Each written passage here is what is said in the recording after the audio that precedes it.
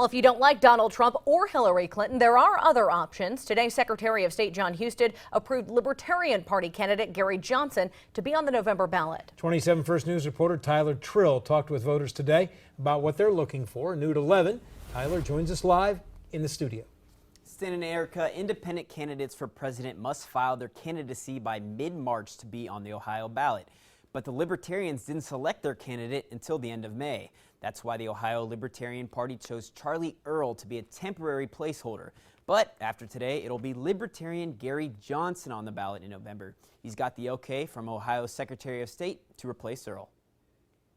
Honestly, I believe this election, more than anyone in the history, is more of a joke. With both major party candidates receiving some of the highest unfavorable ratings in history, people could be looking for an alternate to the Democratic and Republican candidates. And now for Ohio voters, that could be Libertarian Gary Johnson. The Republicans and the Democrats have done us the wonderful favor of picking the two least attractive candidates they could come up with. The former governor of New Mexico is running as an independent in Ohio. The state doesn't recognize parties that don't get at least 3% of the vote in prior elections. Recent polls have Johnson collecting 5 to 12% in Ohio. But does having a third-party candidate on the ballot really even matter? Voters in downtown Youngstown say they're not too familiar with the Libertarian candidate, but they're willing to listen. Now that you told me about that, I'm willing to do some research and see who's running and see what they're about and see if my vote will go towards them. Minor parties are aware of a major issue they have on their hands.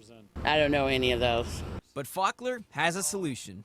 Our key thing is trying to get into the debates in the fall. To qualify for presidential debates, a candidate must be polling at least an average of 15%. Right now, Johnson is garnering around 9 to 10%.